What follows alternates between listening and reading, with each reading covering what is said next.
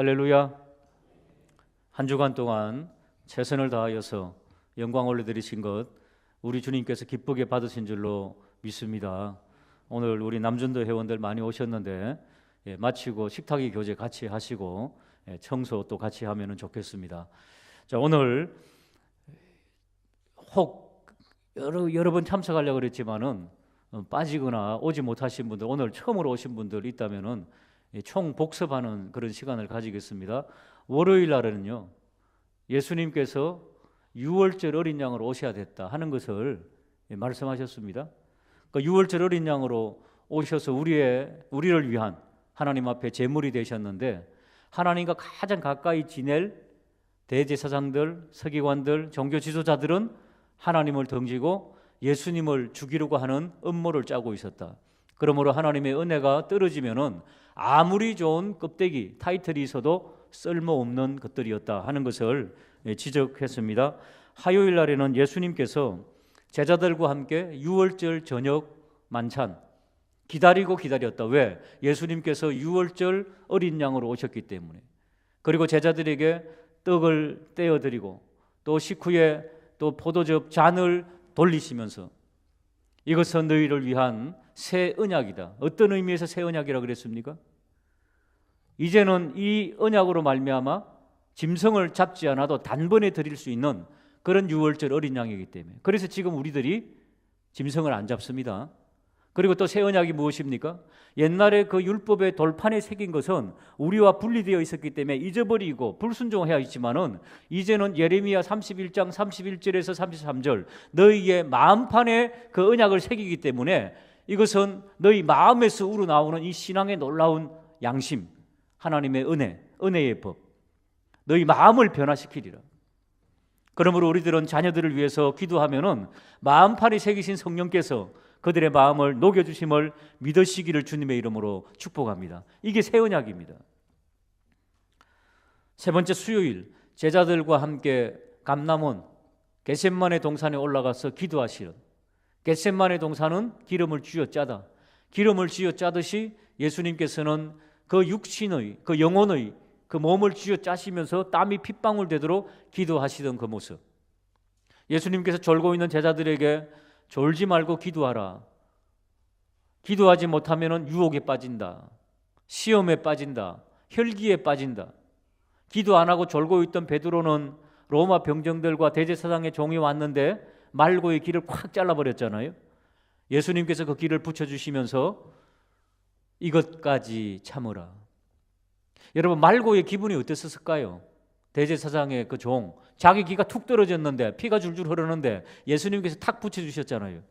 그 기분은 어떨까요? 한번 생각해 보시기 바랍니다. 목요일과 금요일 어제까지 예수님은 유월절 어린 양으로 오셨는데 유월절 어린 양의 혈육은 뭐라 그랬습니까? 어제 1년 된 수컷 염소나 양인데 기껏해야 우리 가정, 가난한 이웃 가정 정도만 커버한다 그랬죠. 그 어린 양은. 그런데 어떻게 예수님은 유월절 어린 양으로 오셨는데 전 인류를 위한 그런 어린 양이 되셨을까? 어떻게 그렇게 커버가 됐을까? 대표성이 있어야 된다 그랬죠. 대표성이 있는 직분은 왕, 그리고 대제사장. 대제사장들은 빌라도 앞에서 우리에게는 가이사 외에는 왕이 없습니다라고 하고 하나님을 왕으로 모시던 자들은 포기하고,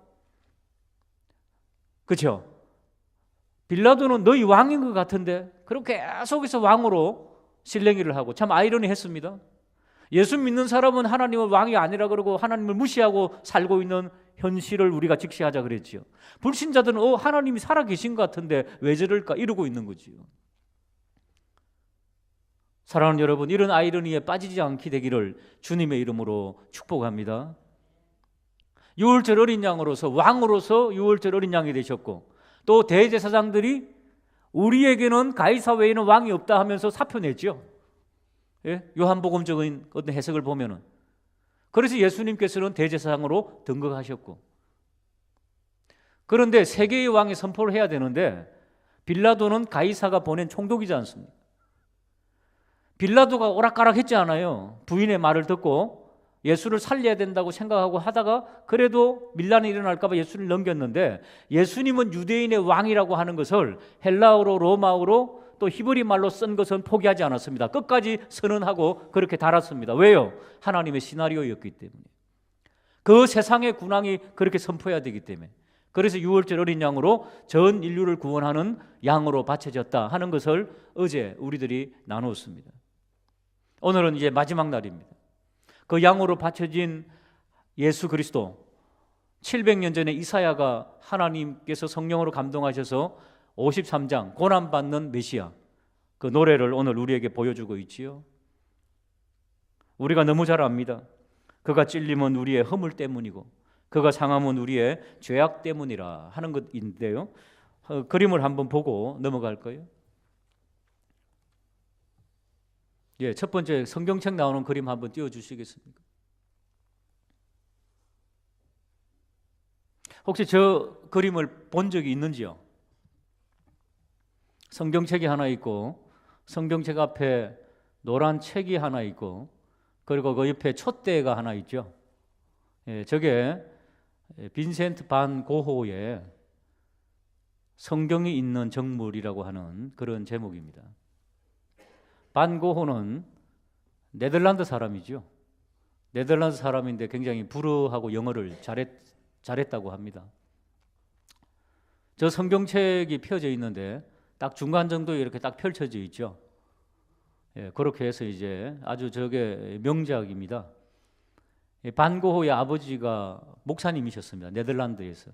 네덜란드는 우리 교단처럼 굉장히 개혁적이고 굉장히 보수적인 그런 교단들이 많은데, 아버지가 목사님이었는데 아들도 그 목사가 되기를 원했는데 그 미술에 워낙 재능이 있어가지고 아버지하고 목사가 되기로 길을 걷다가, 목사 고시가 있습니다. 네덜란드는 국교 비슷했기 때문에. 근데 그 고시를 보기 얼마 전에 뛰쳐나가 버립니다. 그림이 너무 좋아가지고. 그리고 결국에는 가출해가지고 아버지를 뵙지 못하고 화해하지 못하고 아버지가 돌아가셨습니다. 그러니까 아버지가 쓰던 성경책을 펼쳐놓고 참회하는 마음으로 저렇게 저 그림을 그리지 않았을까. 저 성경책이 펴져 있는데 어디 펴져 있을까요?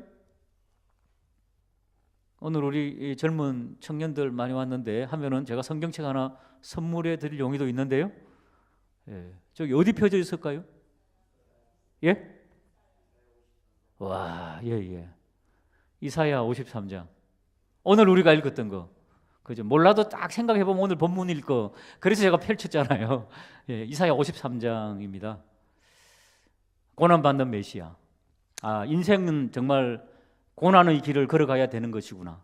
아버지를 뵙지 못하고 그 아버지의 그 상한 마음을 뭐 속으로는 화해했겠지만은 돌아가실 때 얼굴을 못 뵙고 돌아갔기 때문에 그 얼마나 죄송했겠습니까? 그 앞에 있는 저 노란 책, 불어로 된 책인데 굉장히 여러 번 읽은 것 같죠. 너덕너덕하죠. 끝풀이. 저거는 무슨 책이겠습니까? 아, 기도 수첩이요. 고호는 평소에 기도 안 했습니다. 약간 방탕아 비슷하게 살았지요. 목사 안 하고 나가가지고. 미술하는 분들은 조금 방탕기가 있지요. 하나님 싫어하려고 그러고. 왜? 자기 세계가 있으니까. 그러다가 돌아오면 진짜 크리스찬이 되는 건데요. 저 책은 소설입니다. 그 생의 기쁨, 삶의 기쁨이라고 하는 소설책인데요. 에밀 졸라, 불란스 사람이죠. 고호보다 한 10살 정도 많은 작가인데 굉장히 유명한 분이었죠. 굉장히 좋은 책이라고 하는데 저도 안 읽어봤고요. 소개만 받았는데 그 내용은 알고 있습니다. 줄거리는. 에밀 졸라는 그 발음을 잘 하시기 바랍니다. 에밀 졸라. 예, 그래서 그 책의 내용은요. 여주인공이 나오는데 그 여주인공의 삶이 너무너무 힘들고 어려운 그런 상황 가운데서도 이사야 53장 고난받는 메시아를 붙잡고 그 고난의 그 억척 같은 그 삶을 말씀으로 살아드리는, 그러니까 말씀을 가지고 현실을 살아드리는, 현실은 힘들고 어렵지만은 그런 내용입니다. 그 내용을 고호가 아버지 생각하면서 성경책 그린 앞에 저기 둡니다. 그리고 저 촛불이 켜져 있습니까? 꺼져 있습니까? 예, 그리고 주변이 컴컴하죠. 성경만 쫙 빛이 가고 책에만 빛이 가 있죠. 그 이제 고호의 그 의미가 좀 담겨져 있는 거죠. 성경은 신앙의 삶을 하나님 앞에 어떻게 살아드려야 되겠는가? 믿음을 가진 자들은 이 세상의 고뇌와 고생의 삶인데 우리의 삶을 정말 삶 속에서 어떻게 살아드려야 될 것인가? 진정한 하나님의 말씀을 붙잡고 살아드리는 것이 에밀 졸라의 저 소설 작품에 나오는 현실의 기쁨을 가지고 있을 수 있는 것. 현실의 기쁨을 누리려면은 하나님 말씀 붙잡고 살아드리는 삶이 되어야 된다. 그러니까 신앙과 믿음과 우리의 현실의 삶이 하나가 되지 않으면은 촛불이 꺼진다는 겁니다. 자기의 삶처럼. 그러므로 하나님의 말씀과 현실을 믿음으로 잘 소화하고 현실에 하나님이 주시는 기쁨으로 소화해야만이 아름다운 삶, 생의 기쁨을 살 수 있다. 저 에밀 졸라에 나오는 저 생의 기쁨의 여주인공은 아주 신실한 그런 그리스도인이었던 것 같습니다. 그렇게 좀 살면 안 되겠는가?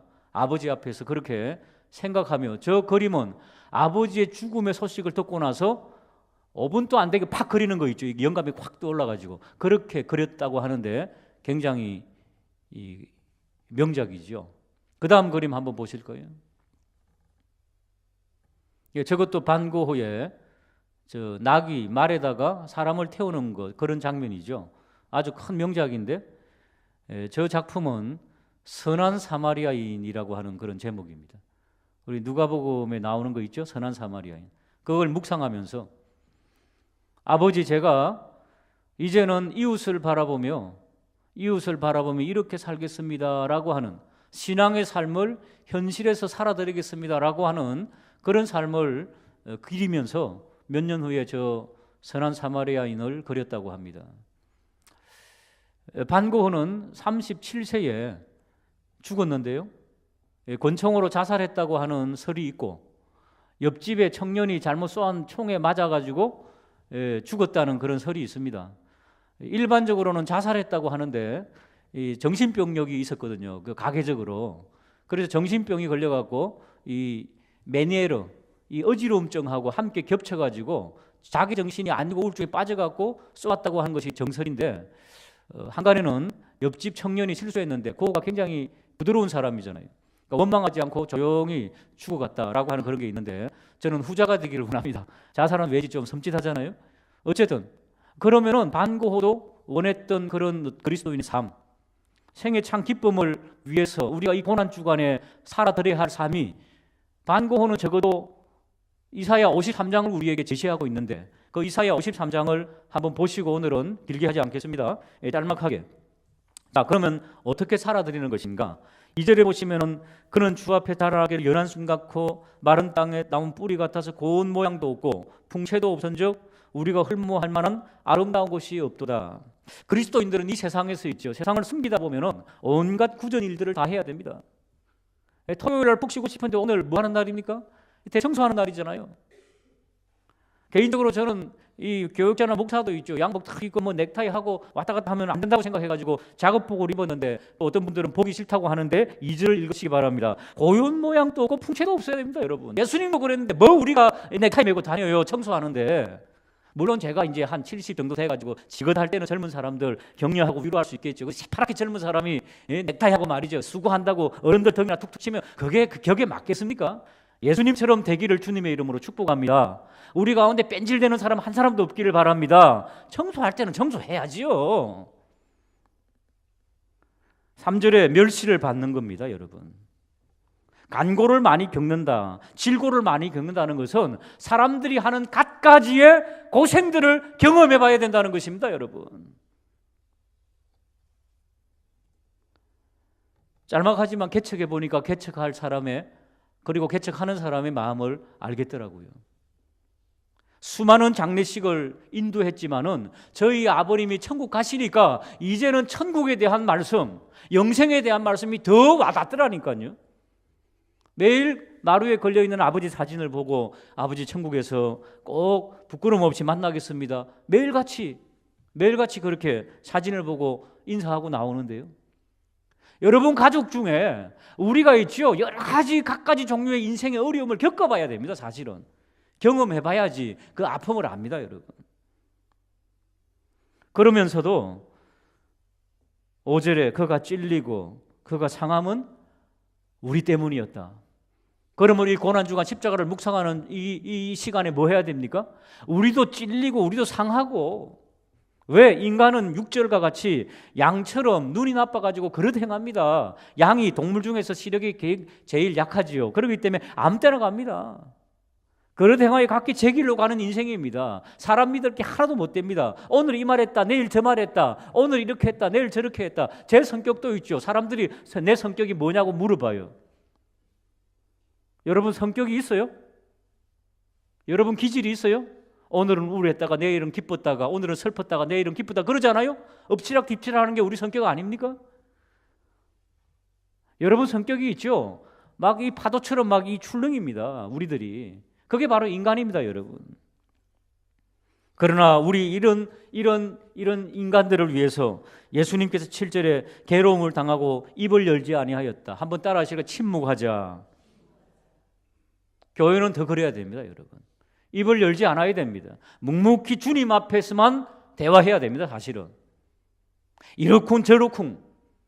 물론 앞장 세우신 지도자들은 열심히 의논하고 해서 아름다운 길로 가야 되지만 그 외에는 이제 우리들이 묵묵히 섬기는 것이 가장 좋습니다. 곤욕과 침묵을 당하고 그래도 우리 일주일 동안 나눴잖아요. 얼마나 억울하겠습니까? 그러나 그런 길을 살아가셨다는 것입니다. 이사야 53장의 삶을 반고도 이렇게 살아야 되겠다. 미술하는 사람으로서도 자기가 아버지 앞에서 말씀 앞에서 너무 잘못했다라고 하는 것을 참회하면서 그렇게 그림을 그렸는데 우리도 주님 앞에 아름다운 작품을 하나 그리고 정말 선한 사마리안처럼 이렇게 이제는 이웃을 섬기며 한번 살아보겠습니다. 그런 결심을 가지는 복된 마지막 고난 이 토요일이 되기를 주님의 이름으로 축복합니다. 왜 이런 삶을 살아야 되겠습니까? 아니 좀 뽀대나게 살면 안 되겠습니까? 좀 멋있게 살면 안 되겠습니까? 그런데 왜 고난의 길을 걸어가야 될까요? 우린 몰라요. 그러나 10절은 밝히고 있습니다. 10절 보실까요? 여호와께서 그에게 상함을 받게 하시기를 뭐 한다고요? 원하신다는 겁니다. 하나님께서. 잘 모르겠어요. 하나님께서는 예수님이 고난받는 것을 원하신다는 겁니다. 예수님께서는 우리가 고난의 길을 걸어가는 것을 우리 역시 그렇게 너 좀 살아드려야 되겠다. 왜? 세상은 악하고 힘드니까. 그런데 예수님께서 마지막에 보면은 그의 손으로 여호와께서 기뻐하시는 뜻을 성취하리로다. 할렐루야.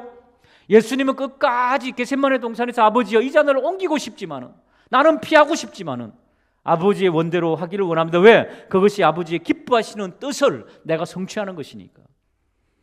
마지막 고난주간 십자가를 묵상하며 이렇게 하나님 중심, 교회 중심으로 하나님을 기쁘시게 하는 복된 고난의 십자가를 묵상하는 시간 되시기를 주님의 이름으로 축복합니다. 우리 가시관 서신 예수님 1절만 한번 드려보고요. 그리고 함께 기도하도록 하겠습니다.